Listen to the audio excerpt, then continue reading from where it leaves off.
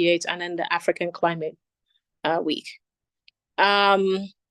So you've just heard about the ACAP program, the African Climate Ambassadors Program. I'm very proud to be an African Climate Ambassador Fellow, one of the inaugural fellows. And I can tell you that everything she listed while she was doing that introduction is true and more. So I encourage people who are interested in becoming fellows to look out for the next call for applications and consider applying if you will. So let's get into it. My name is Ifeoma Malo. I am going to be the moderator for today's event. And the topic of our webinar today is Localizing Global Commitments from COP28 and the African Climate Summit. I run a clean tech incubator focused on early stage inventions and innovation in clean energy and in climate tech. And we offer consultancy services for sustainability and energy efficiency solutions across Africa. I'm glad to be your host and moderator for today. Our objectives for this webinar has already been listed, but I think I need to reiterate at least 3 key points. One is to understand the key commitments made at COP28 and the African Climate Summit. The second is to explore how these global commitments can be translated into actionable policies and initiatives at the national and local levels across the continent. The third is to discuss the challenges and, more importantly, the opportunities in financing and resourcing local climate actions. The commitments that were made at international forums like COP and at the African Climate Summit are crucial for setting the global agenda on climate action. However, their true impact is realized only when these commitments are effectively localized. And this means integrating them into national policies, leveraging local resources, and ensuring that communities are actively involved in climate action. By localizing these global commitments, we can ensure that climate actions are relevant, are impactful, are sustainable, and are just for all of Africa's citizens. I will now go ahead and introduce our speakers and the panelists. We have the privilege to have a very esteemed panel of experts with us today. Can I encourage everyone who's not speaking to please mute their mics? I'm privileged to read out the bios of our esteemed panel of experts with us today. First is Alfonso Muir.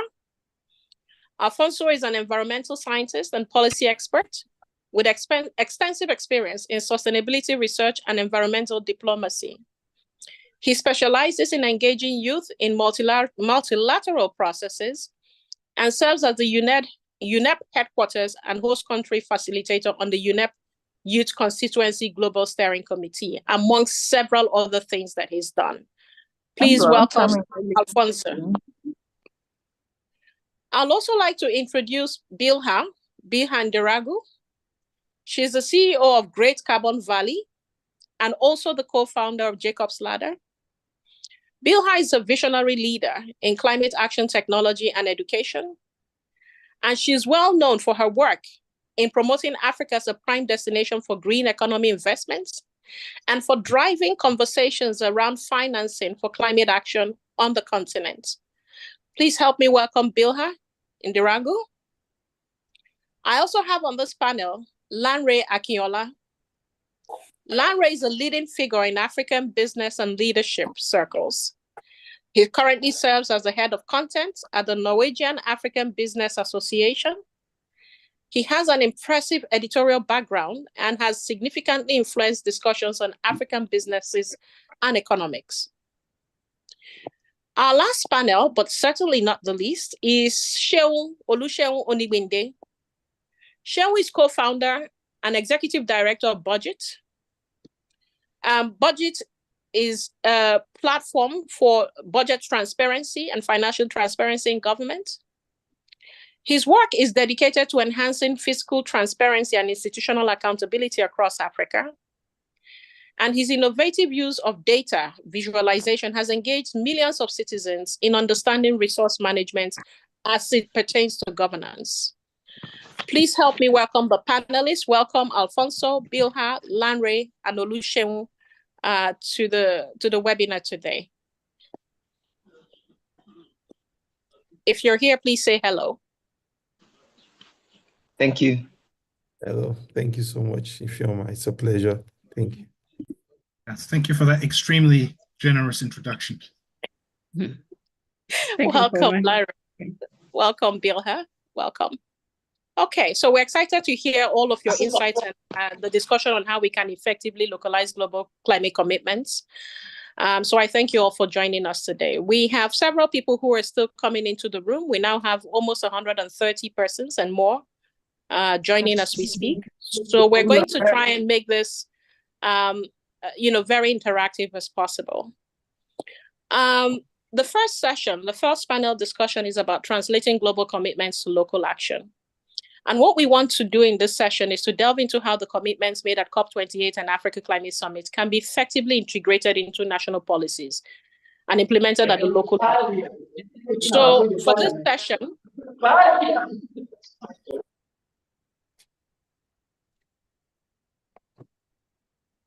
for this session, we will explore various strategies and the roles of local government and municipal governments and look at case studies of successful localization of international climate agreements or international climate agendas. So my first question is going to go to Bilha. Or rather, let me start with Alfonso. Could you share your insights on how countries can effectively translate these high-level commitments that we've seen come out of COPs, especially COP28, and also the African Climate Summit? What are some of the examples of local government initiatives and localization that you're seeing since those summits? Can you share a few with us? Thank you so much, Ifeoma. I think going fast is always quite challenging because it's all about setting the pace and bringing life to the conversation.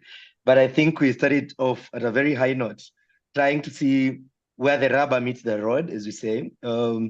Quite clearly, we say, like in Kenya, where I'm from, Nairobi, we say we don't really have a deficiency or lack of policies. We have really incredible documents. We've developed a very fantastic way to combat this, not only climate change, but many of the challenges that we face today. But when it comes to putting them down to action is where now we get it wrong many times. Clearly talking about coming to the context of the Africa Climate Summit and the COP28, it's important for me to highlight that I actually worked in the secretariat that put together the Africa Climate Summit on the youth side of things, and we were working towards putting together the Africa Youth Climate Assembly. And then after that, I engaged in the activities that came in the follow-up, right in Addis, going to the New York Climate Week, the SDG Summit that was happening against the backdrop of the United Nations General Assembly and COP28.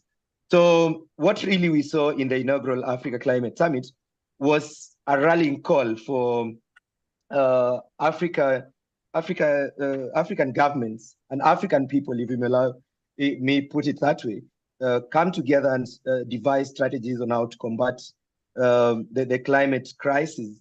I really don't like calling it change as such, because change could look nice. It's good to call it crisis, because in Africa we are speaking about over 500 million people without access to electricity, for example. We are talking about almost 1 billion people who can't access clean cooking and so on. So in African continent, in the Africa Climate Summit, we basically saw leaders coming together to ensure that African continent is putting out its resources and its needs as investment opportunities. And in that sense, talking about tapping onto the renewable energy potential that the African continent has. Then how best to put some of these? I don't really want to go through all the outcomes of this inaugural Africa Climate Summit, but coming to seeing how best can we put these outcomes to action, I would quickly talk about integration of these policies that are made in international conferences to align with local policies. And in Kenya, if you look at the constitution, particularly the Article 2, it provides for the international policies that Kenya ratifies to become part and actually to form the part of our law as a country. So what that means is that then we have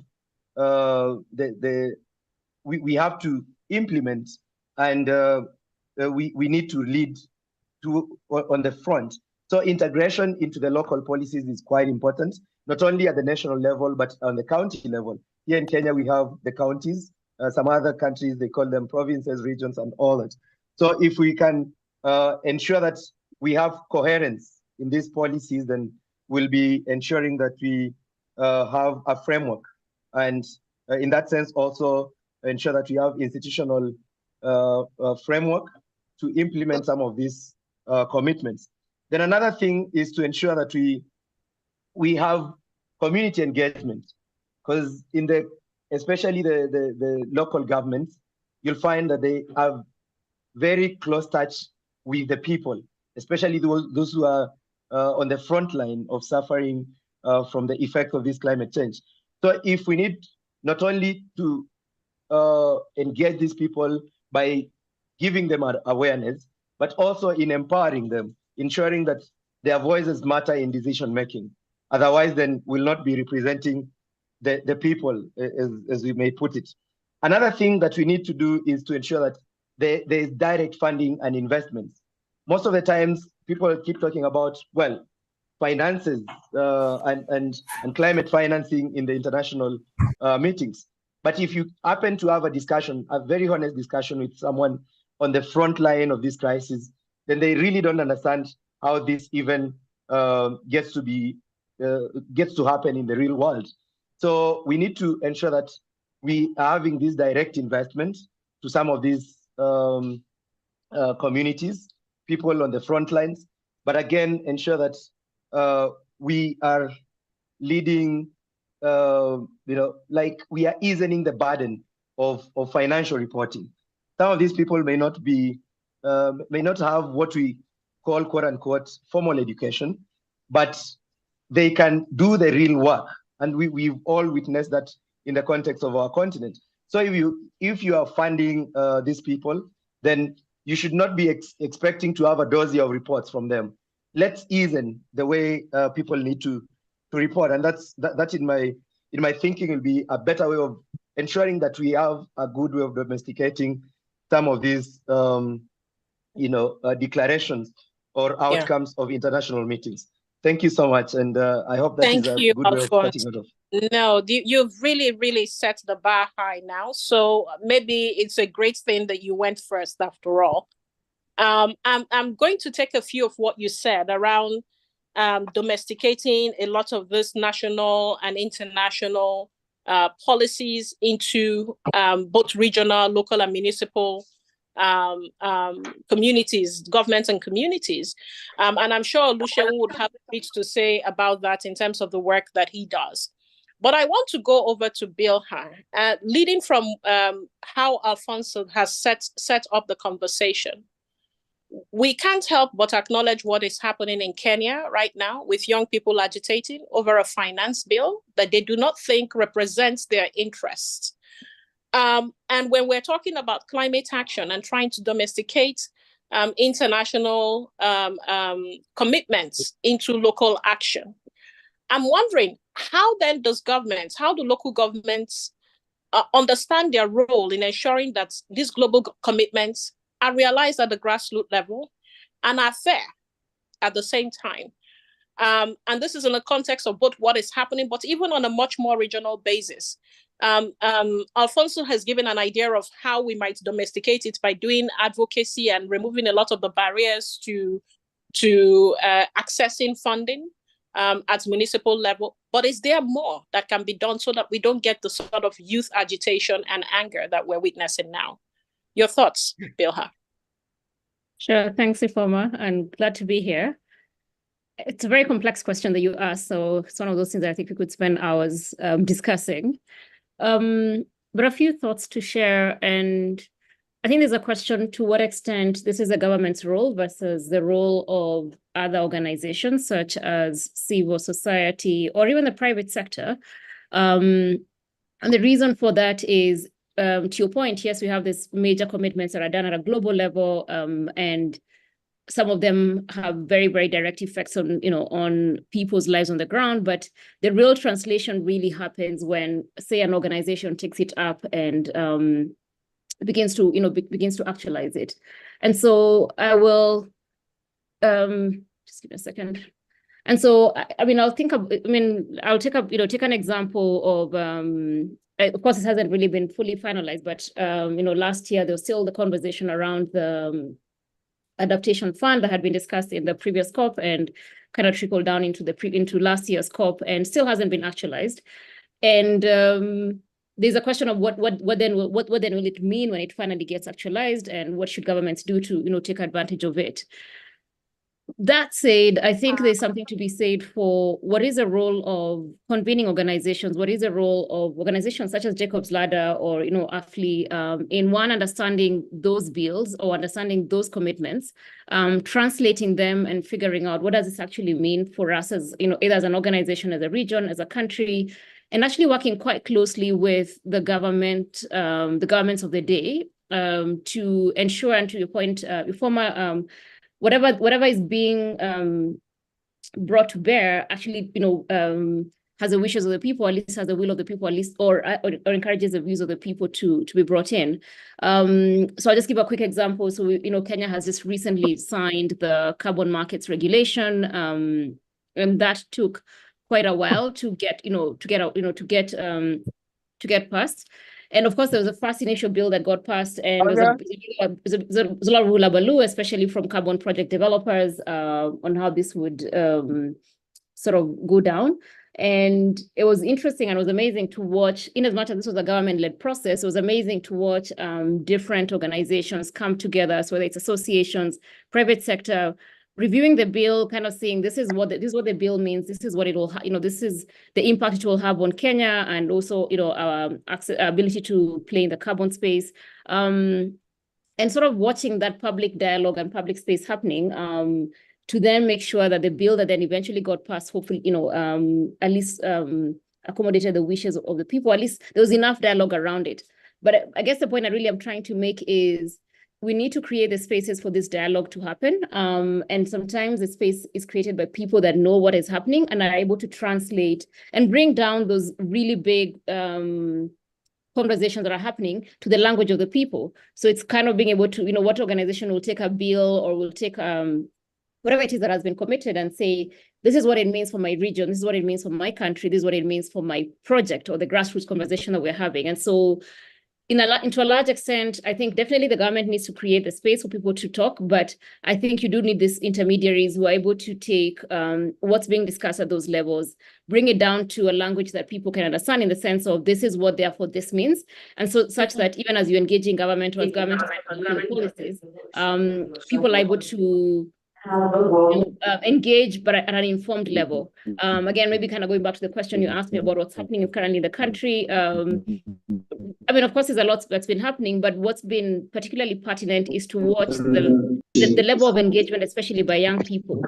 But the real reason was because they were able, or at least there were people who were able to take what was being proposed and break it down and say, this is actually what it means for you.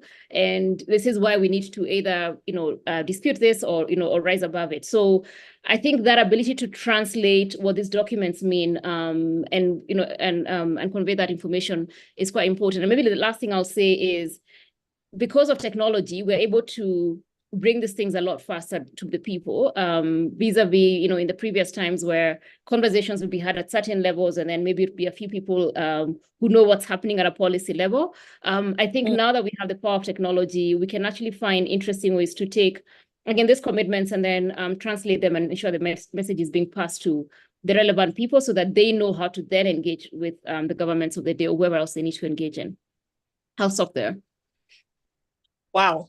Bill, there's so much to unpack from your comments. On I note a lot of what you talk about when you talk about getting different organizations to just take the ball up and run with it in terms of trying to take these commitments and getting them to the grassroots levels. I also hear you when you say we can't leave all the work to the government, that civil society and even the private sector has a role to play in terms of driving the commitments to the hardest to reach communities. I like the example that you gave around the adaptation fund, because that's going to lead me into my next question, to Lanre, who's going to be answering questions about, a bit about the financing. Like you said, Bilha, the adaptation funds haven't been actualized, and that's becoming a problem for a lot of communities that are also grappling with the whole transition question. For the first time in COP27, there was a loss and damage fund. It looked like some of it had been rolled back. And now the question I think people are asking is, there are all these financial commitments that are being made to climate financing across the continent, but they are not seeing it translated on the ground. They are not seeing local organizations get to it. And so my question to you, Lanre, is what are your thoughts in terms of how to position a lot of African organizations, whether private sector or CEO, to be part of successfully localizing climate finance and actualizing some of these funds that are available to do work in terms of adaptation and mitigation strategies and outcomes? Thanks very much, Ifeoma. A very nice and easy question there for me to answer. Look, for me, it's obviously a tricky question, a complicated question, but it is in many ways the same question we ask ourselves about many aspects of economic development across Africa. How do we get more capital, more financing for agriculture, for example, be it public or be it private? How do we get more financing for infrastructure? How do we get more financing for healthcare, et cetera, et cetera? And no matter how you sort of try to break that down, we invariably come back to the same answer. Sorry.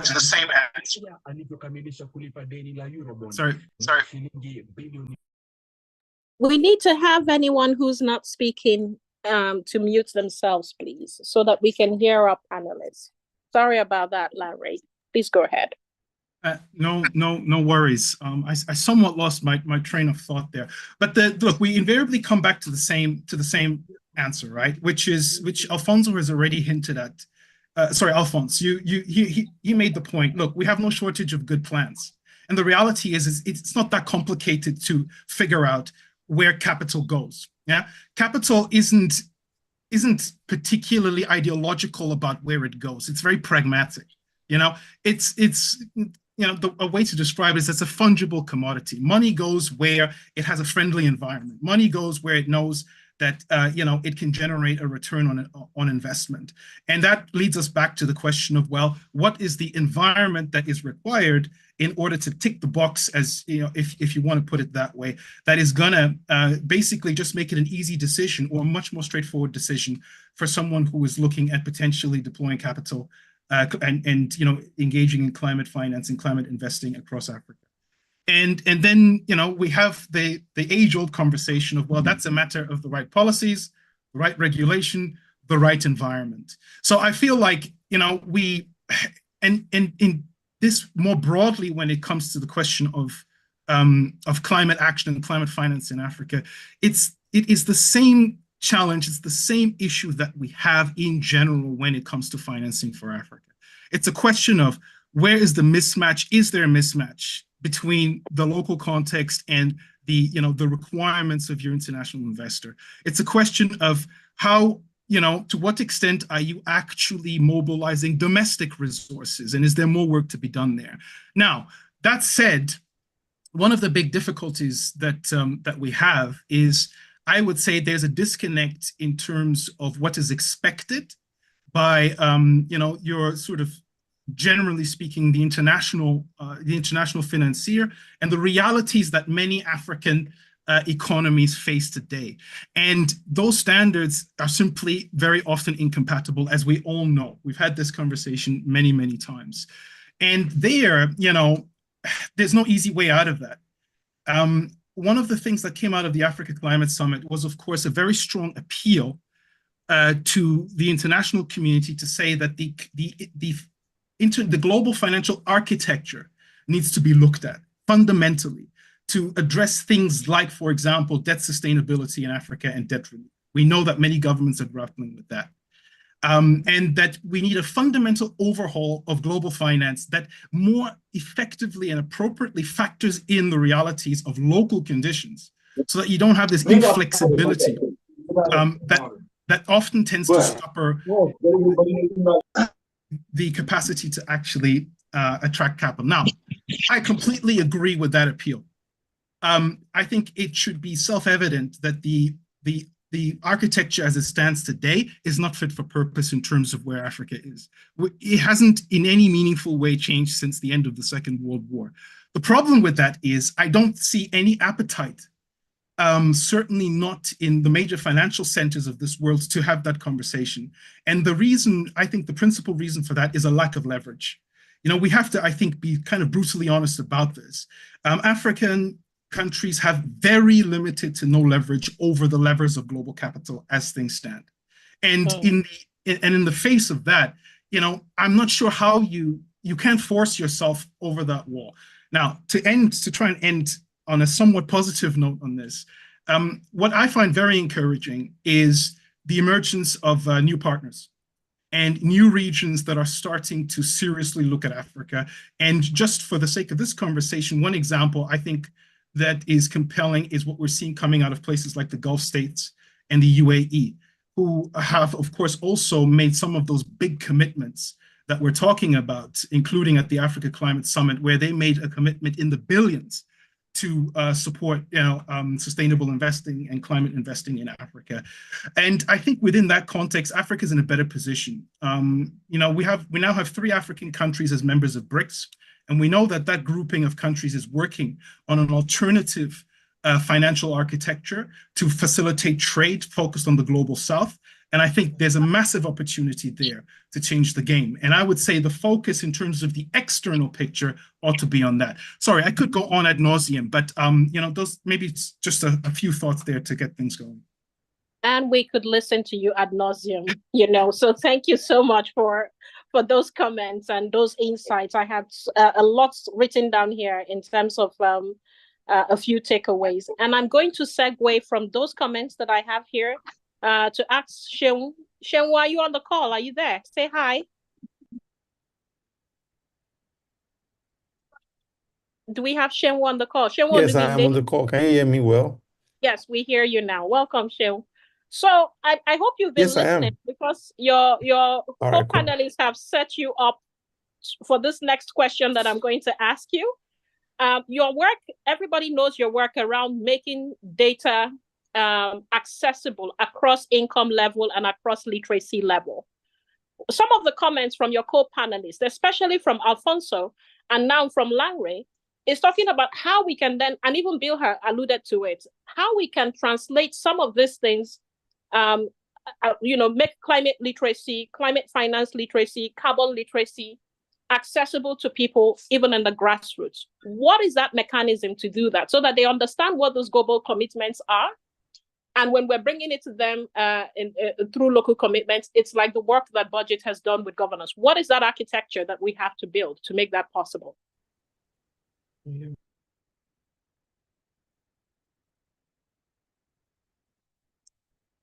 Do we have Seun? Looks like you might be having some connection issues. Yes. While we're waiting for him, Bill, do you want to jump in and start to help him while he comes back on the call?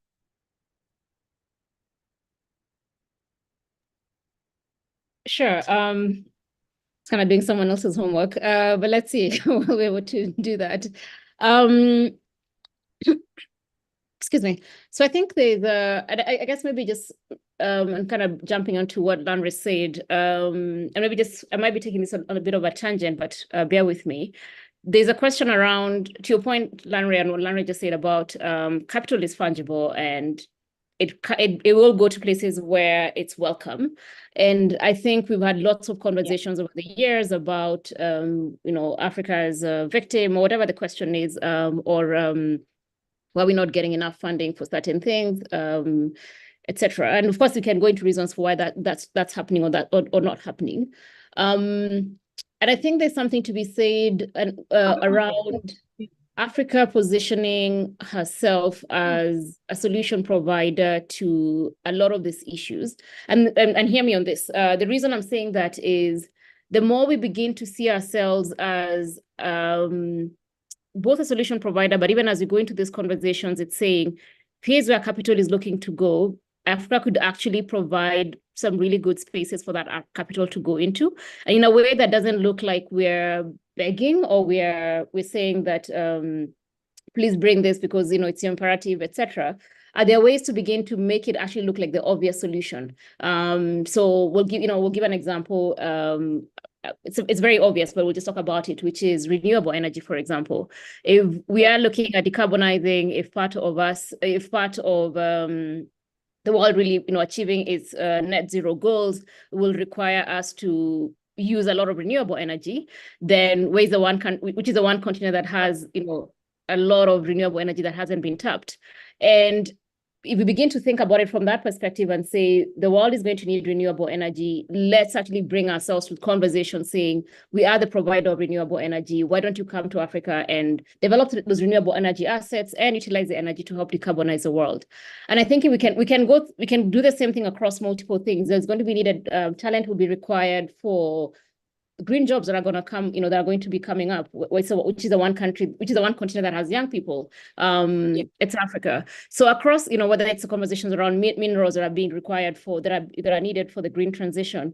So the reason why I want to bring that angle of conversation is the more we view things from that perspective. So even as policies or even as conversations are being had at a global level, if we in Africa, both from a government perspective, private sector, civil society, can begin to look at those policies and say, how can Africa be seen as a solution provider? How can we come to the table as providing solutions for this?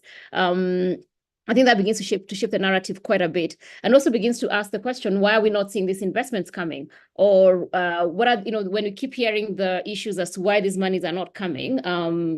Of course, there are known issues, whether it's question about capacity to absorb it or corruption, etc.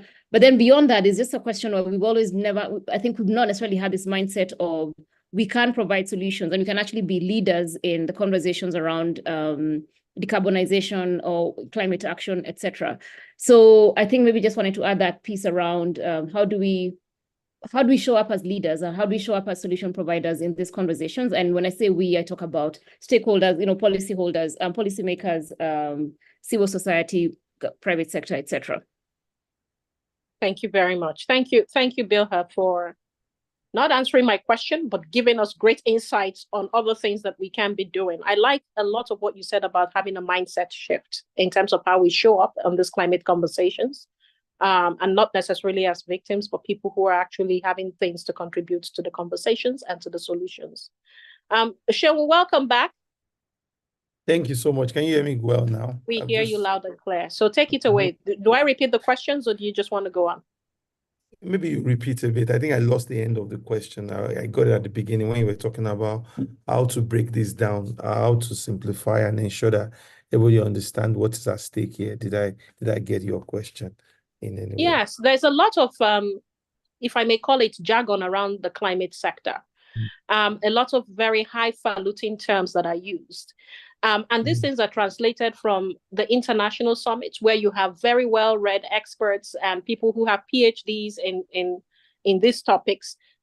How do we what is the architecture to get this messaging and breaking down this messaging and its impact down to the grassroots, much in the same way that you've been able to do with budgets? How do we make this happen across the continent so that they know where our legislators and our key policymakers are signing us up to when they sign these commitments into local action? Yeah, thanks so much. And I think it's a great question because there's a tendency or a danger that the whole conversation on climate finance is kept in some elite cycle, and it's made so complex and esoteric that people can participate in it. No matter how much we make the analysis, Africa still accounts for one of the least contribution to greenhouse emissions. So definitely, but we are also bearing the brunt. We must make clear to people, climate change doesn't matter to us, not because we're a great contributor to the factors. We don't have the manufacturing outlay for that, but we are bearing the brunt because in different pockets of Africa, they continue to face high level of uncertainty about weather patterns, about climatic patterns. And it's very important that Africa gets some form of support in to be able to mitigate and to adapt to those situations. And I think the other point is to also say this from an opportunity perspective. So when we talk about climate change, we also say, we also be able to understand that this is the next front of innovation. This is the next front of industrial revolution. If you marry that with artificial intelligence, you are able to build some explosive products that could change the way Africa uses energy, the way Africa works, the way Africa moves, the way Africa eats, and all of that. So it's also very important that we also not just see this from a problem perspective, but make people see that there's an opportunity for us to also leapfrog and build innovation out of all of this. But more importantly for me is to also look at contextual macroeconomic situation. I'm happy that Larry mentioned how the fact that we cannot leave the conversation on climate change in isolation. It's also connected to public debt. It's also connected to the global architecture framework and how somehow, despite Africa has been great in the fossil fuel extraction and all of that, it doesn't mean that Africa has liberated itself. It doesn't mean we have the best socioeconomic indicators over the years. So that architecture has just still never worked for us. It means that Africa needs a new deal. And that new deal is simple. It's an accountable system, and it's across the entire chain. And it also needs a fair system where it can effectively participate in the global environment. And that means that we're able to have conversations about what should the kind of investment should Africa get? What should aid look like in Africa? What purpose should it look? What size of aid do we need? What size of investment we need? So it's also an opportunity to build conversations around the macroeconomic issues. I mean, we just saw Ghana just entered an engagement with its bondholders to take some haircuts, and we also just saw Zambia is not out of the woods with Chinese debt. Kenya is trying to implement some tax hikes and we know how that's tamper with the social fabric and created a So, whole Sean, round but of this will be my question, though. So I hear what you're saying. We see increasing debts across the continent. Several national governments taking on more and more debts, and sometimes debts that are related to climate financing. The question is, I mean, again, I said it to Alfonso and Bilha, we stand in solidarity with what's happening in Kenya. But how do we also find a way to communicate to people what these decisions are, when we're trying to translate climate commitments into national or local action, and letting people know these are some of the dangers, or maybe these are the opportunities. What is that thing that we have to build in partnership with you and Budget to make sure that these messages are getting down to the grassroots? Yeah, the first message we have to build is to personalize it. We need to find means of personalizing the information. We need to The stories. not make the stories. We must not make climate change an external or something that is far off from us. This is the reality we face. These are the challenges we face. We must be able to confront it deliberately. And we might not contribute significantly to the greenhouse emissions and all the oil crisis, but we are also victims of the entire lopsided way global industrialization and development has been. So we must back that one. The second thing is innovation. This is an opportunity for us to empower the young, the energetic African to build high level of innovation. We should not be another consumer of renewable or green technology. We can be creators, we can be developers, we can be distributors. And so this is an opportunity to rethink how we can build innovation out of Africa for climate change. The other thing is also this is an opportunity for people to engage on green accountability. A whole lot of funding will come into the continent or related to climate change. We have talked about how renewable energy was a big on the table for the African Climate Summit. It was a huge issue at COP in Dubai. This is also an opportunity for us to stretch forward to say, you know, guys, a lot of funding will come for climate change. We've seen that in Nigeria, cooking stoves that just disappeared and weren't effectively implemented. So a lot of money will come to climate change. If we don't pay attention to the accountability of the system, we get the same results we got with the fossil fuel investment, but we had so much money from oil and we still built highly unaccountable systems. And I think the final point is that we must connect to existing environment. So I'm a citizen, I care about these issues. So who are the other partners, organizations, institutions that care about these issues? How am I connected to them to make sure that my voices are enhanced as much as possible? Yeah. Wow. So I see a lot of the same. Thank you so much, Sheung. I see a lot of the same themes running through the comments from all our panelists. There's a huge push around education and advocacy, and getting people to understand a lot of what's at stake, a lot of the commitments that are made, a lot of translating it into digestible format, again, across literacy level, across income levels, so that everyone knows what we're getting into. Shewu makes a case for telling the human story, putting faces and human stories behind the numbers, so that people can relate more with the stories around what this climate commitments means for them. And then there's been from all four of you a huge push for partnership.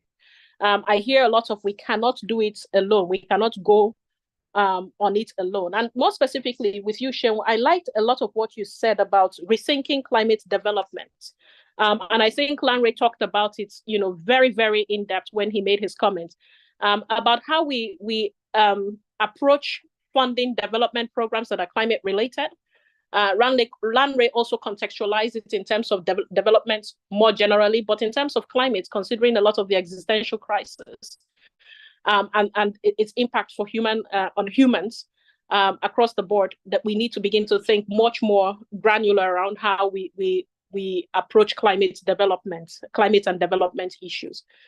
Thank you, all of you. I want to ask one, throw the ball out to any of you and see if anyone has any comments or can share one case study or an example where international climate agreements have been successfully localized, like one quick 3-minute story about where you've seen this happen successfully, so that we have, successful case studies that we can also share with the rest of the world about how we're doing this work on climate on the continent. Does anybody? Alfonso, Nari, thank you. Yeah, go ahead. if I may go again. Thank you so much. Yeah, speaking about, I think I am quite biased with the policy and the legal framework and institutional framework of things as such. When Paris Agreement was adopted in 2015, Kenya quickly put together a climate change act, and I think this was passed in 2016, and from then we've been seeing also the reviews of the National Climate Change Action Plan, and even last year there was massive collection of views of people across the divide, even in the rural areas, and I can say that has been one of the success stories in terms of localization of what we see in international meetings. But again, also in Kenya, we have a program run jointly by the Treasury and the Ministry of Environment, Climate Change and Forestry here, to ensure that there's financing that trickles down to locally led actions in grassroots. So in my thinking, I would see that I would say this is something that really promotes young people's initiatives, climate actions, and this is where we need really to invest. The median age of an African is somewhere 19 years. And for many times, I've spoken in many even global platforms and say that I'm a firm believer that the joining youth population in Africa is one of the biggest resources that the continent has. But then if we don't tap into that, it becomes a breeding ground to chaos, and it's actually a ticking time bomb. Quite literally, we can see it with all our eyes here in Kenya and in many other parts of the world. So let's invest in young people, and by that, then it will be quickly domesticating all these plans and policies that are adopted at the international level. Thank you. Okay, thank you. Anybody else wants to share how it's been domesticated in a minute or two before we move on to our next session? Okay, maybe I can read out. Say maybe not fully done, but I think just some initial actions when you're starting to see conversations around Article 6 and Article 6.2 and Article 6.4. And I mean, I a few countries in Africa, say Ghana and to some extent Kenya, have started to put together some policy framework. So it's not fully there yet. But I think starting to see the conversations on that. Of course, it's a really complex thing. And even the UNCCC is still trying, has sort of laid out some guidelines, but countries now have to do a lot of work to bring that to bear.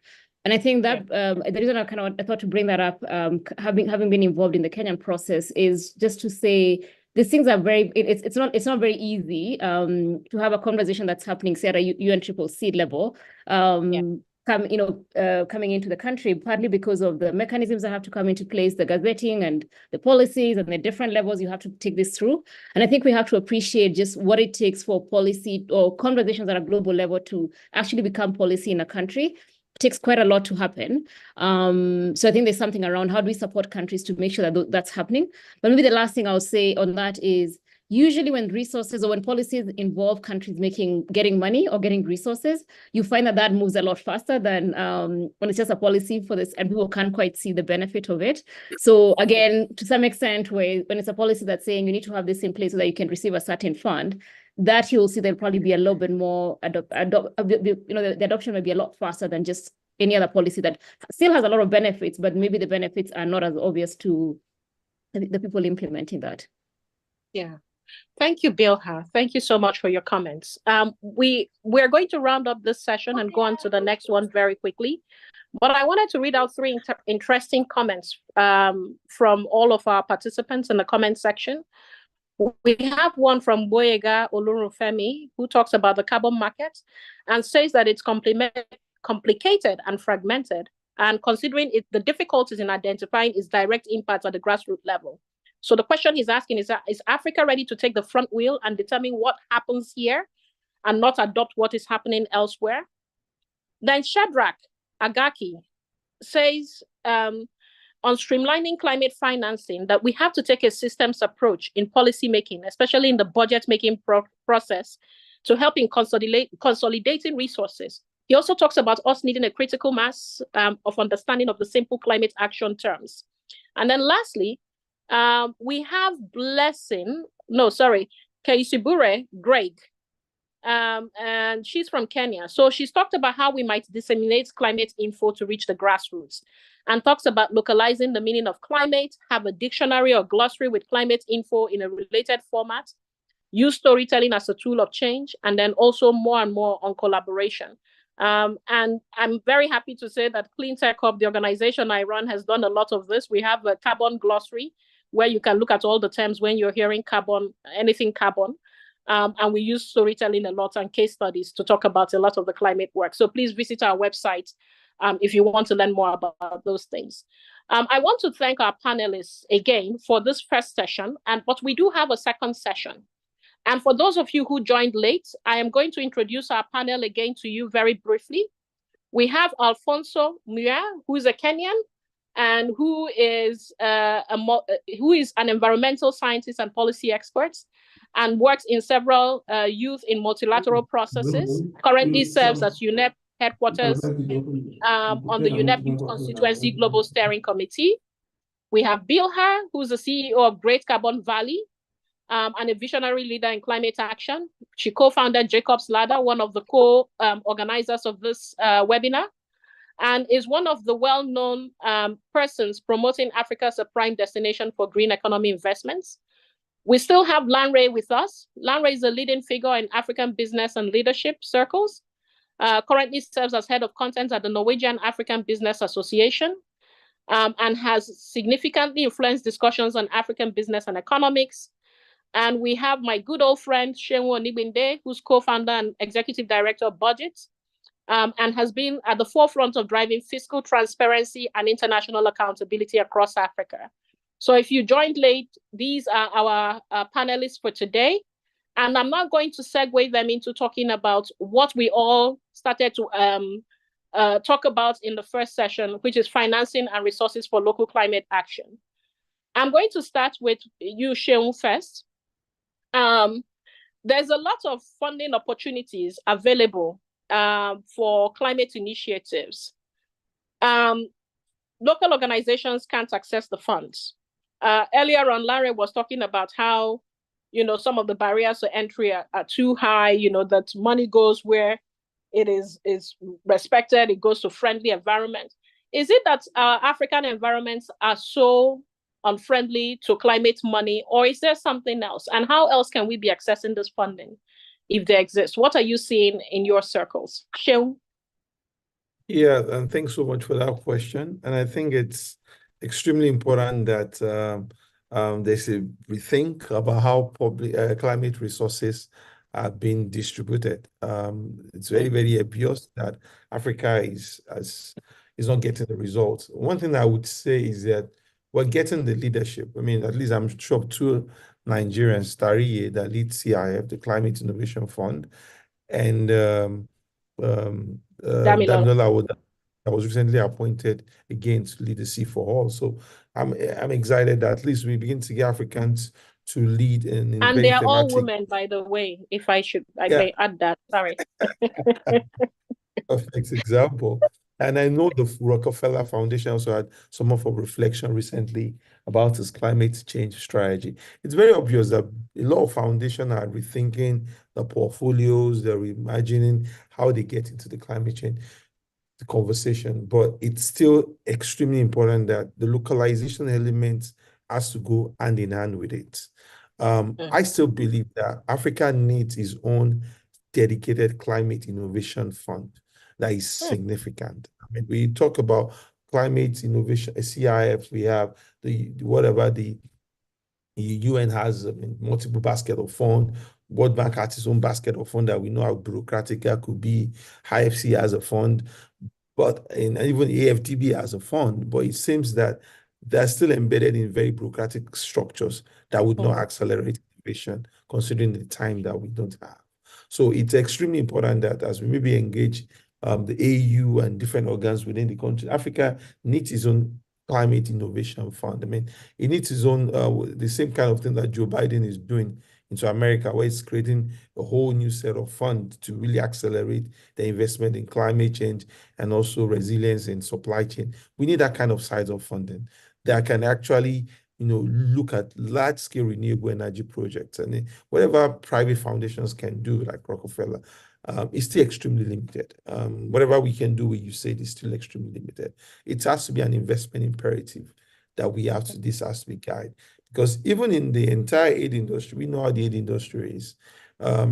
There's still a huge level of stratification in some way.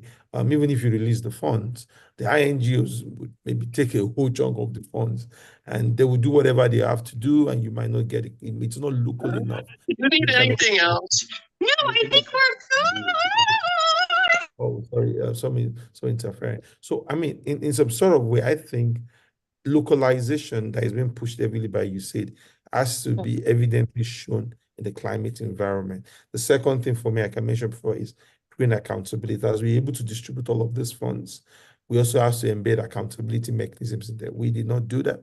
We love World Bank funds, we love USAID funds. And so we find that we spend billions of dollars in Africa. We're not sure that they're making a kind of impact. There's not enough investment in the evaluation systems around the use of these resources.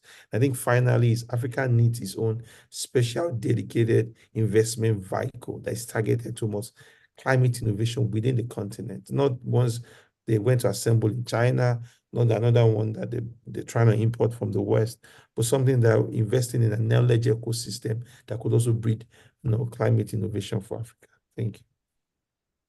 Wow, there's a lot of what you said in there, Seun. And in fact, I'm hearing a very strong call to action that is coming out of this webinar, which is that Africa needs its own climate innovation fund and needs its own special vehicle to drive that fund. Because a lot of the funding that exists in a lot of the multilateral institutions and even in some of the global philanthropies are fragmented and bureaucratic to access. Those are some very, very powerful views. And I'm going to take that away and chew on it personally myself in many ways. But I'm going to come over to Lanre. Lanre, one of the biggest criticisms we hear from, I don't even know whether it's a criticism, but we hear comments about how a lot of Africa is waiting for the West to bring in financing to solve what are local problems. And a lot of our African philanthropists, our African billionaires are not investing in some of those things. So for instance, why are we waiting for a Rockefeller to design climate intervention funds across Africa? And why don't we expect the same from the Mo Ibrahim Foundation or the Dangote Foundation or the Bua Foundation? I mean, all of the big billionaire foundations. I want to know your thoughts on that in terms of, why there is that disconnect in terms of African wealth, the African wealthy investing in Africa's development issues. Look, this cuts to the heart of the matter in many ways, right? And I feel like Seun has already touched on this. He used very eloquent and polite language, but basically, we need to put our money where our mouth is. Yeah, and if you get on a plane and you fly to London or New York and you sit down with a fund manager and you say, and you come in there and you challenge them on why you're not investing in Africa, look at all of these opportunities. And that person responds, well, I know so many rich Africans and billionaires. I don't see them investing either. So if you're not prepared to invest in your own continent, then what is your argument to compel me to do so? Now, we may not like that response, but it's hard to challenge in that kind of setting. And ultimately, I think it should be self-evident that this process, be it climate finance, be it finance for infrastructure, for agriculture, for whatever it is, you cannot externalize that. When we say we need partnership, that is just a kind of accepting of reality, in that in order to ultimately mobilize the kind of capital that you need, you're going to have to work with other actors. You're going to have to work with international partners, one way or the other. But ultimately, look, China didn't go to the world and say, please help us. South Korea didn't go to the world and say, please give us money to do it. We know the story. They took ownership of it, took responsibility for it, and then put in place the building blocks where now, the whole world is falling over themselves to put money into these countries. And what I'm saying is kind of stating the obvious, right? We need the kind of bold leadership that's ready to say, enough is enough. Seun is right. Let's sit down now and get our checkbooks out and put the money in. Now, to your question about why are these, why are they not, why are these billionaires not putting the money into Africa? Fantastic question. And I feel like you can almost just leave that out there and let that hang in the air because it speaks volumes. I don't know, I can't read their mind, but I suspect it's because they don't find Africa that attractive as an investment destination. And, that is a really, really negative signal to send. And part of this, for me, also comes back to the point Billa was making earlier around mindset. The reason we're sitting here talking about, what can we get from the Rockefeller Foundation is this mindset that we kind of need that help. We need help. I would say that's the wrong starting point. And it's a question of mentality. Implements or equipments to see how we can improve on it. Sorry, Larry. Go on. I was muted. Sorry, message received. I've said enough. Yes. No, you were muted because they needed to mute everybody and then isolate who was interfering. Please go ahead. Look, long story short, like there's too much talk, and we know this. Can we unmute Lanre, please, Lois? Am I still muted? We can hear you, Larry. We can Is hear able you. to speak. Is able to speak. Okay, great. Look, long story short, we all kind of know it, right? It's like less talking, more walking, to put it in simple terms. That is, of course, a very simplistic way of breaking it down, but it's the fundamental issue that we have, right? These things are ultimately, yes, they are difficult, but in many cases, it's not like we're trying to reinvent the wheel or we're trying to solve some impossible math equation. There is enough technology, there's enough knowledge, there's enough human capital globally and in Africa to make this work. That's not to say it's easy. Of course, it's not going to be easy. It's going to be very difficult. It's going to require a lot of application, but it can be done. You have to accept the enormity of the challenge and how painful it's going to be to meet that challenge. And if you're okay with that, then there's no reason why in 30 years, we can't be talking about how this country in Africa completely transformed itself and is now a leading hub for technology and innovation. Wow, excellent. Thank you so much. Thank you, Lanre. Again, a lot to unpack from what you have said. But I'm going to go over to Bilha very quickly because we're running 5 minutes behind schedule. Bilha, there are lots of people, when we were doing the introduction on the chat group, I saw a lot of people from CSOs and from NGOs. And I'm just sort of wondering what their take home from this meeting would be. What are some effective strategies? You've run several organizations, so several CSOs and NGOs successfully. What are some effective strategies we can share with those on the call to leverage international funding and grants for their climate projects? Are there a few things that they have to be aware of to be able to get those sustainable grants that can help them do the work that they want to do without all of the bureaucracies that comes with all the restricted funding? Please share with us. I guess there's a lot to unpack on that question. I think, and maybe to your point, and it depends on the level of the organization, whether it's CSO level, international NGO, etc.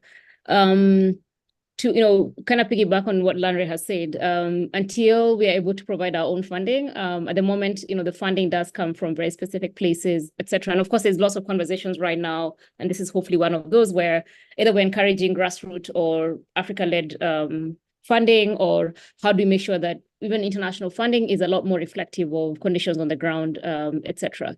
But I think it is, going back to your question, it is important that even at the CSO level, we familiarize ourselves with the key objectives of the day. And so it's a question of, a lot of times you'll find that you're doing some really good work, but how do you make sure that it's not aligning, but you're able to look at what are funds looking at, what are funds interested in, what are typical funds that are being put out there, and align your objectives, or at least figure out how do you take your language and make sure that it's aligned to what the funders are looking for.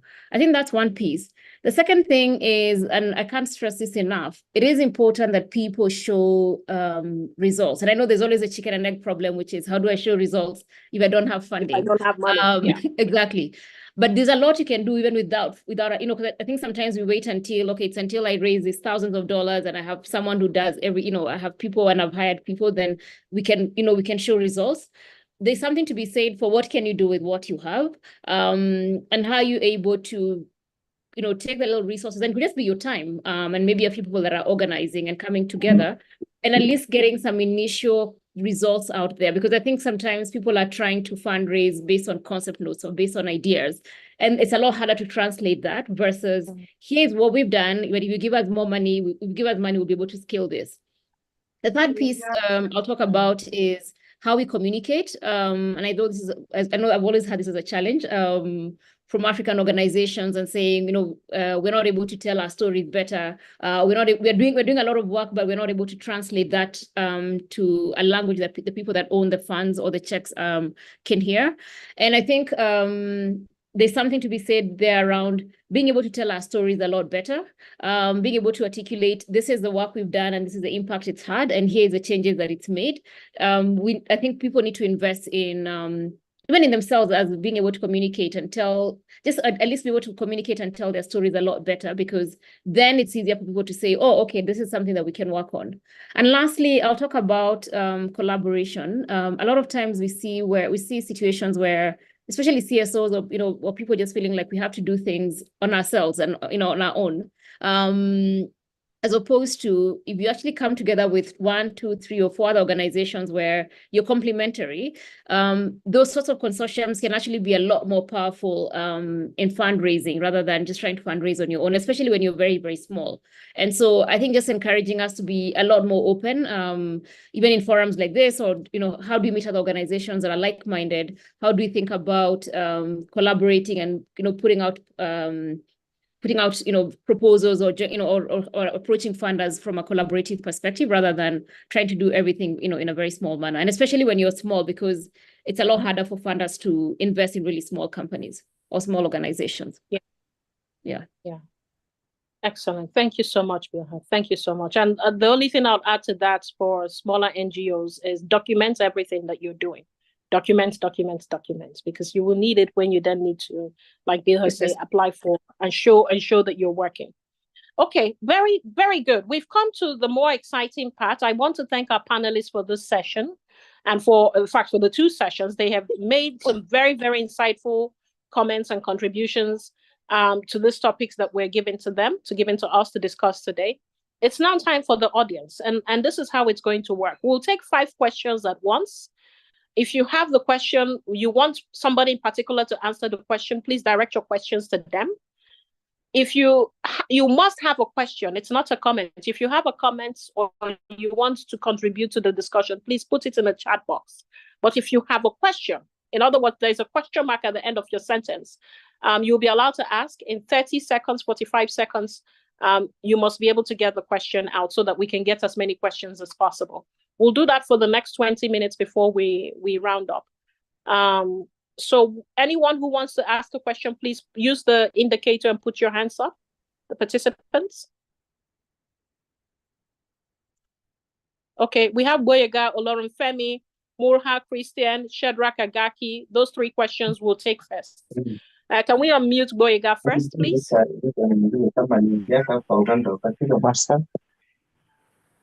Okay. Okay, I can go ahead. Boyega. Yes. Okay, hi everyone. So I mean, my question is actually in the chat box. The question I asked is, where is the voice of African Union in the midst of all these conversations? Thank you. Thank you. Okay, Murha, we'll go to you. Yes, please. Greetings to everyone. Murula Christian for Youth Hub Foundation in Uganda. So we working with youth in urban for the climate activities. But Murha, we can't hear you properly. You're breaking up. Challenges as refugees, our work to be recognized, and us to be a Christian standing for Youth Hub Foundation in Uganda, and we work in urban and rural areas of Uganda. Yes. Our climate and environment-related activities that we run as refugees, we face challenges of being recognized and having that opportunity to show how our contribution and to get support from the local. How are we doing for their inclusive consideration towards their contribution to the climate change efforts? What is your question? Otherwise, if it what exactly is your question? Can you tell us exactly what is your question? My question is, can refugees from any country where they are implementation of climate change activities? Excellent. Thank you. Thank you, Kristen. We'll go to Shadrach very quickly. My question is about the traveling ideas concept, but on the climate aspect. how do we get this concept ingrained in the policy making environment, especially in parliaments, because this is where policies are made, and people don't seem to understand the climate aspect and how it can be mainstreamed within the budget making policy statement. Is there someone within the panel who has an experience of how this can be done? Yes, Shehu will answer your question. Shehu has worked a lot on governance and trying to make budgets and things like that accessible, and has done trainings for legislators and pretty much everybody. So he'll take your question on how we can work to educate and train legislature and policymakers on climate issues and climate budgeting. So thank you, Shadrach. We'll take Suleiman next. Suleiman? Yes, thank you. Can you hear me? Hello, everyone. Loud and clear. Yeah. Great, thank you. This is not a diversion from the focus of the topic, but I just want to problematize this a little. And I'm wondering, how come the whole discussion and agenda around climate financing is driven by those who have obligation to provide climate finance, and who has over time shown that they will not provide, they will not meet those obligations.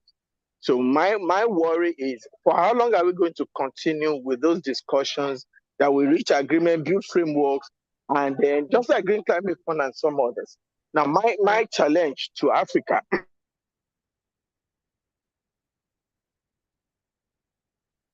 I think we've lost Suleiman, but I think we get his question. And Lanre, please, if you can answer his question.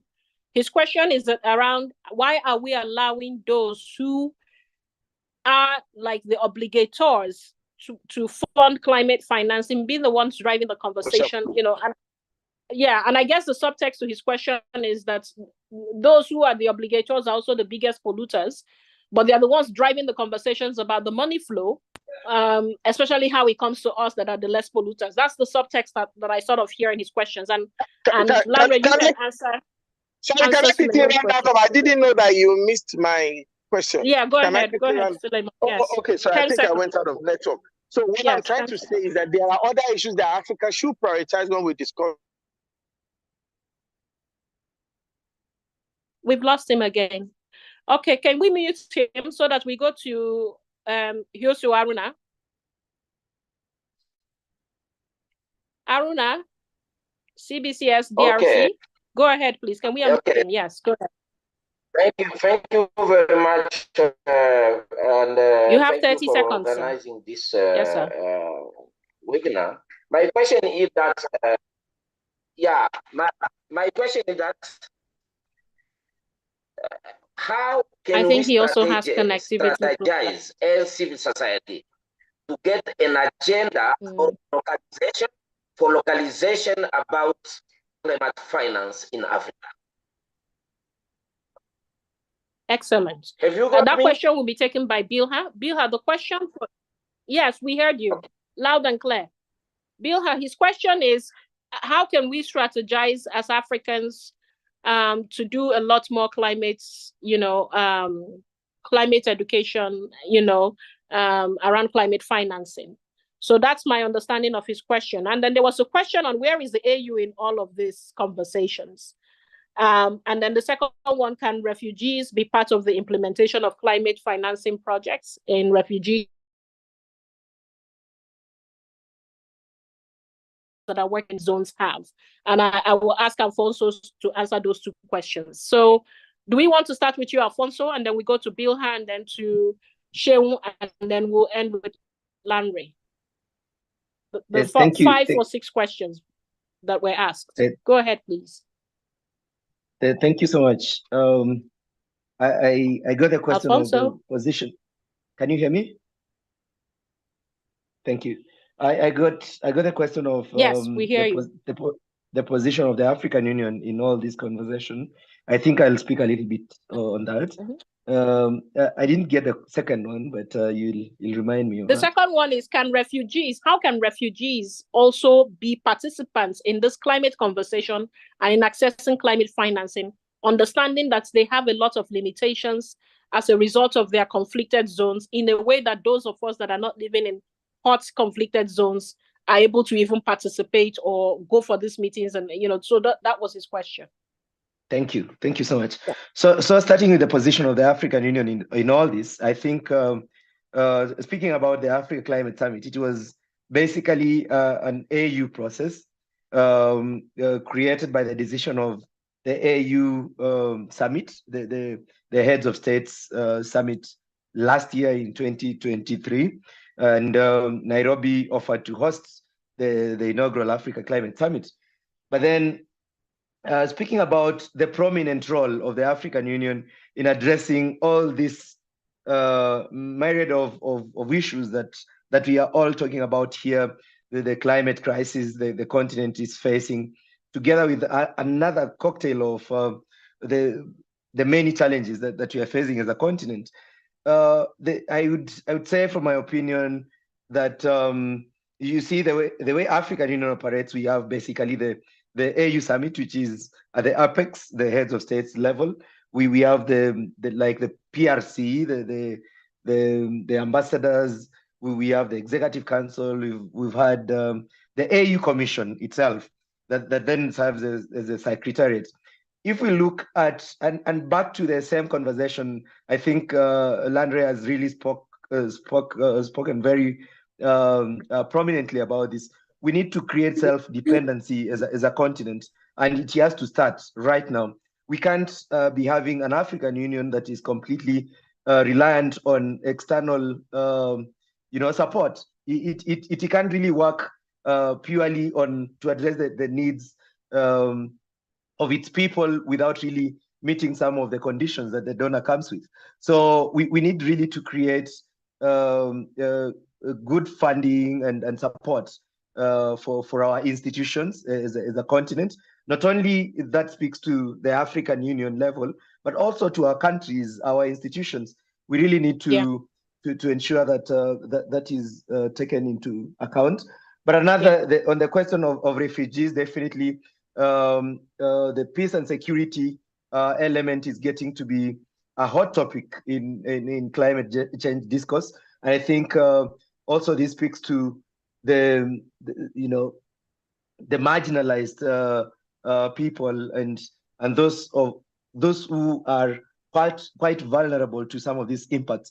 So I think the place is open, and we really need to ensure that the multi-stakeholder approach doesn't really leave some of these important stakeholders behind when it comes into us as a people collectively coming with positions to take forward in these important international meetings.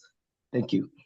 Thank you, Alfonso. Thank you. We'll go to you, Bilha. Please, you have 2 minutes to answer your question. Sure. On the question of young people, I think there are different ways to look at it, but maybe the one thing I'll say, and I guess maybe I'm reeling from what's currently happening in our country, is that young people have a lot of agency and can actually be extremely effective in moving an agenda, and especially once they understand what the agenda means for them. And so there's something to be said around how we articulate climate action to young people and how both it affects them, but more so what opportunities exist.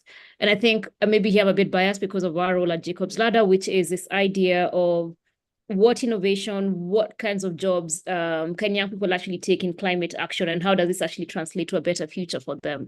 And so there's work to be said around whether it's our role as an organization or some of the work you're doing in Forma around breaking down some of these concepts or engaging young people. So I think as we're talking about the Africa Climate Summit, it was interesting that there was actually a youth component. So there was actually 2 days or 2 or 3 days of a youth session before the actual summit happened.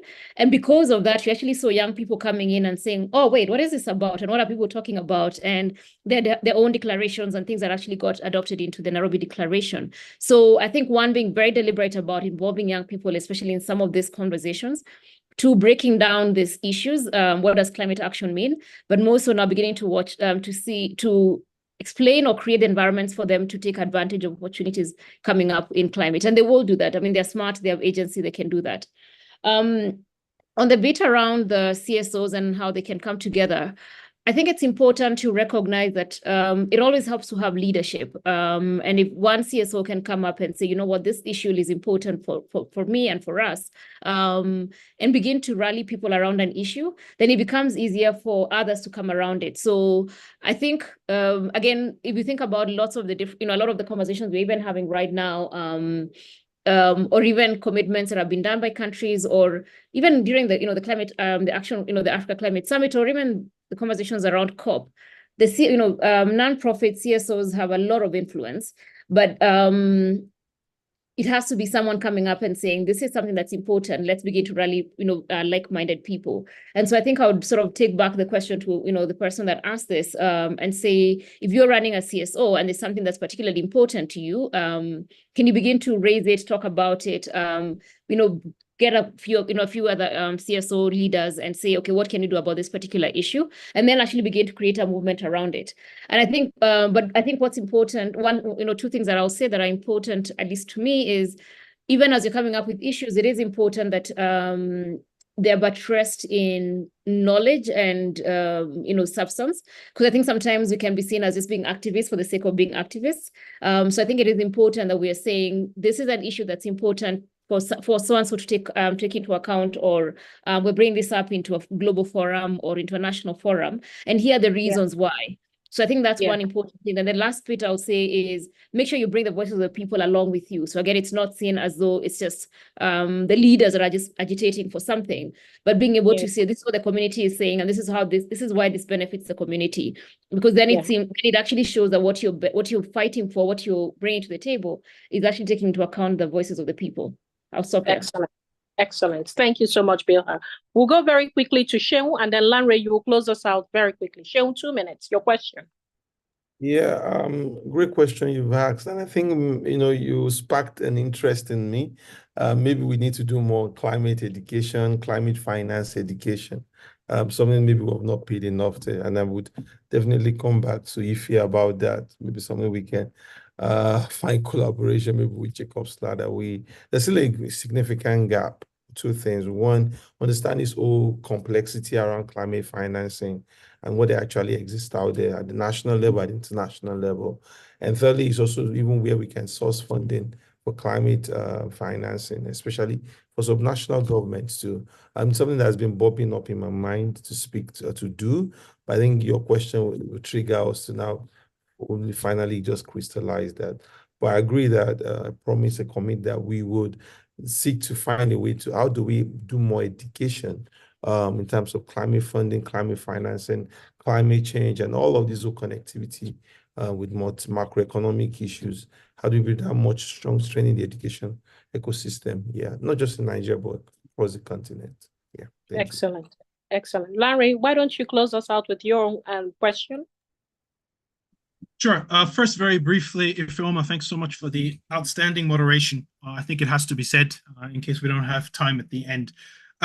So if I recall properly, the question was basically, how is it that the people who basically created this mess are the ones who are dictating the discourse and dictating, more importantly, who is able to actually access funding and finance? I'm going to be very blunt here because they can. Because they control the system. They own the institutions, they control the mechanisms, they write the laws that govern the global financial architecture. And we being Africa, have no leverage over those processes as things stand. So there is no need, there's no pressure on them whatsoever, and they have shown no appetite to entertain the idea that we need to change course here in terms of how we approach the world. So this is just about good old-fashioned power dynamics, and we don't have the power to influence their decision-making. So, don't waste too much time banging on that door, because I don't think anyone's going to answer. But what I would say is, and there's very important big context here that we haven't really spoken about, which is that the world currently is being fundamentally reorganized in terms of how it works. economically and politically. And within that, new rules are being written. And within the rooms in which these conversations are taking place, Africa now actually has a voice. And I would say focus on that. We know, I'm not going to drop names here, but we all know what's happening. We all know where the opportunity is. There's an old and there's a new. Let's focus on the new. Okay. Thank you. We had Michael Palmer. Is he still here? His hands were up. If we can have him ask his question, please go ahead and ask. I will also encourage everyone to please fill out our feedback forms as you're leaving. We've posted it several times on the chat box. So please help us fill that out. Michael, are you there? Can you? Yes, thank you very much. Go ahead.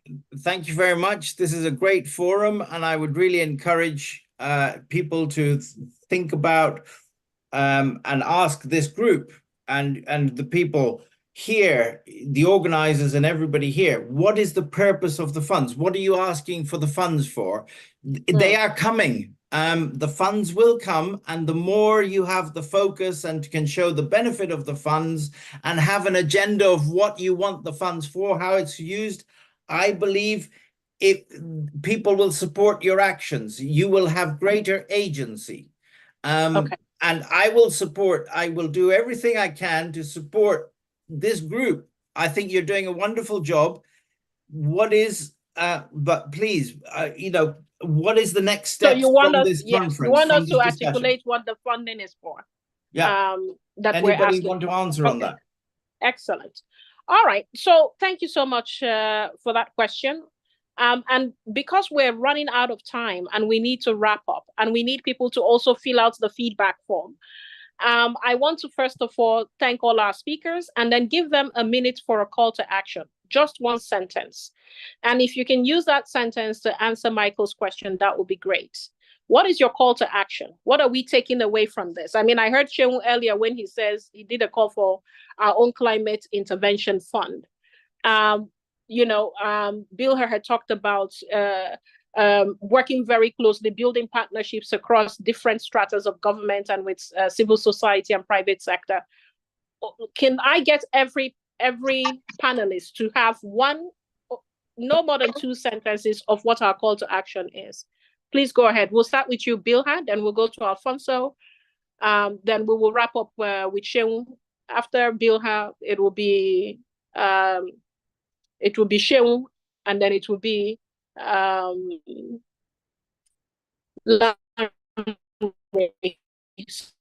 I was drawing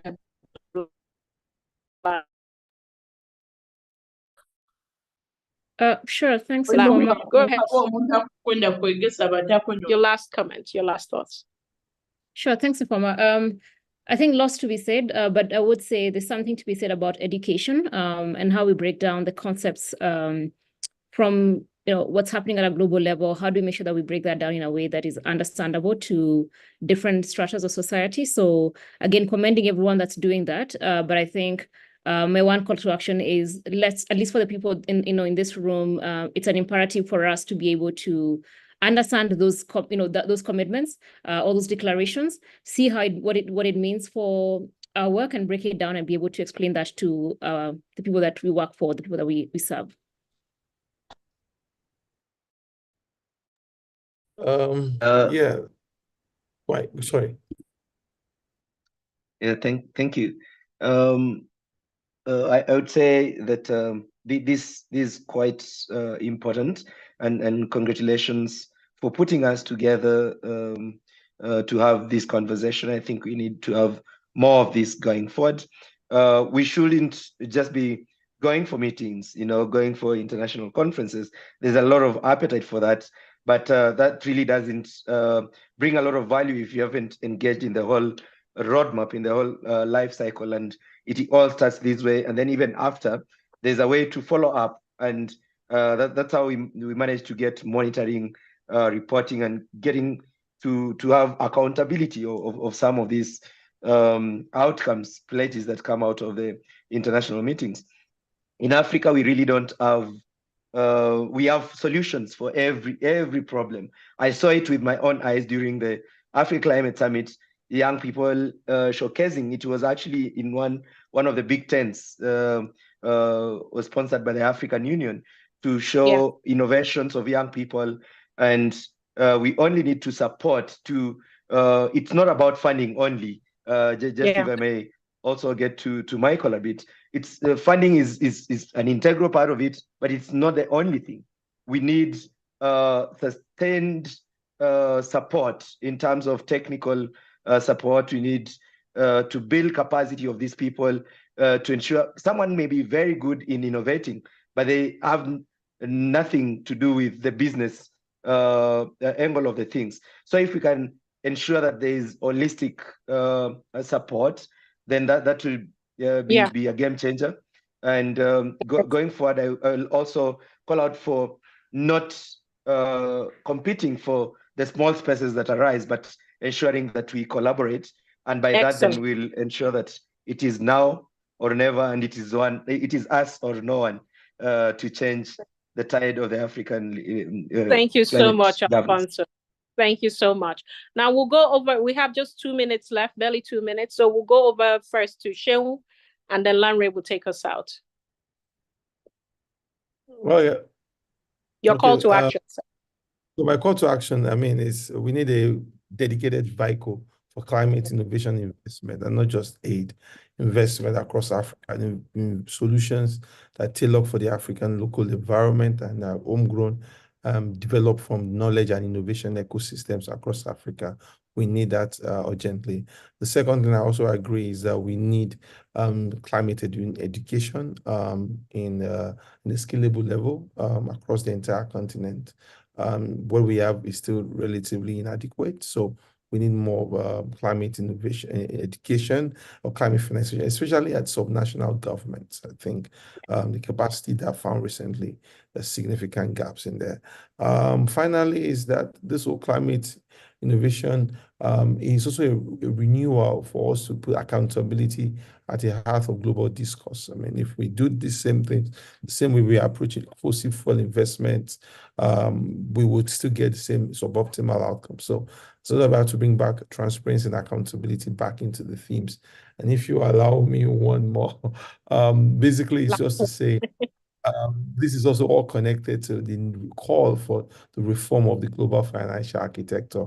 As it is right now, it doesn't serve Africa. It's not going to take us forward in any way. If you look at this amount being spent on debt servicing, amount being spent, being lost to illicit financial flows, Africa needs a better deal. Thank you. Thank you so much. Thank you. And Lanre, you have your final thoughts to close us out. Yeah, here's my 3-point plan.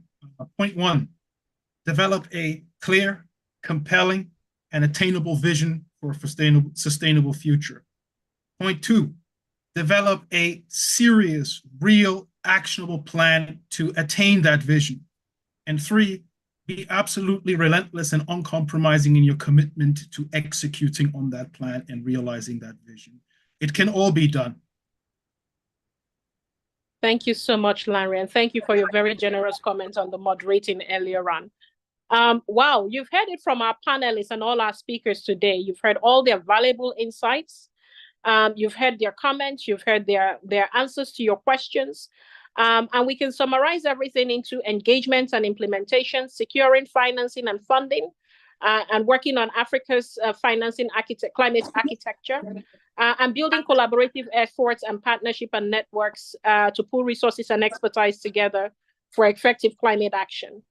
I want to thank all our listeners, everyone who came today. We had almost 200 participants at some point. We hope this webinar has provided you with useful knowledge and inspiration to take meaningful action. I want you to all remember that real impact happens when we translate these discussions into actions. So let's commit to playing our parts. And I want to say that we can all make a difference in our own different spheres of influence. Thank you again for joining us this evening. Have a great night.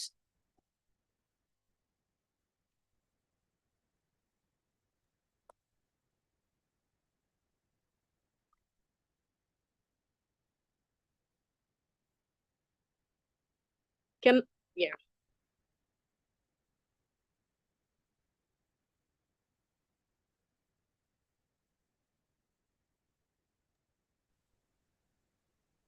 Oh, thank you. Goodbye. Thank you. Thank you very much. Thank you, everyone. Thank you. Bye-bye. Good night. Thank you. Bye.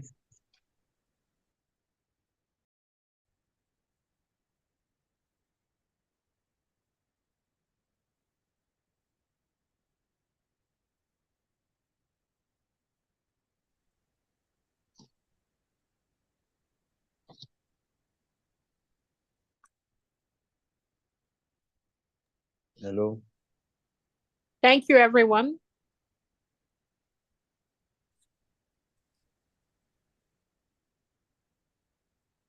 Hello.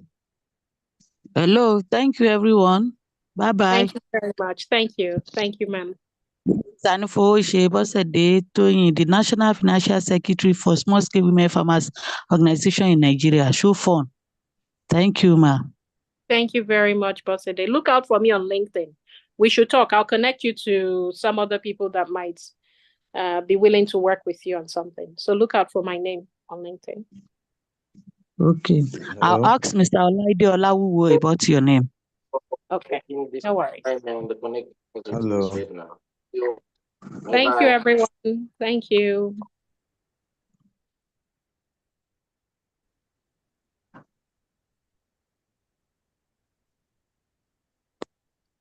Hello. Hello, sir. Thank you very much for attending. I come later. I have a question. The sessions have ended. We're closing this out now. Okay.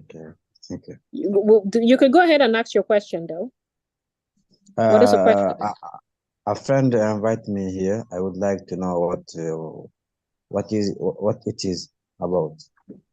Okay, you can follow Jacob's Ladder on LinkedIn. We're going to send a summary of this meeting and also the YouTube recording. We'll paste it so that you can listen to it at your own convenience. Okay, thank you so much. Yeah, thank you, sir. Hello, ma. Yes, ma'am. Hello, ma. Did you know Mr. Olaide Olawuwo? No, I don't know him. If you look for my name, Ifoma Malo, we can take this conversation offline on LinkedIn. Okay. Yes, ma'am. Thank you, ma. Thank you, everyone. We're going to close out the Zoom now. If you're still filling out the feedback form, please try and complete it before we close this out.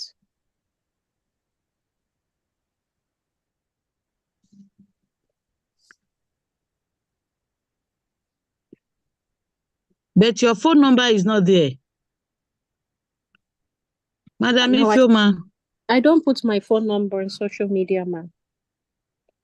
So how do I get you? I've seen you, the founder and CEO of a Clean Just send me Technology. send me a LinkedIn request. Okay, your mail.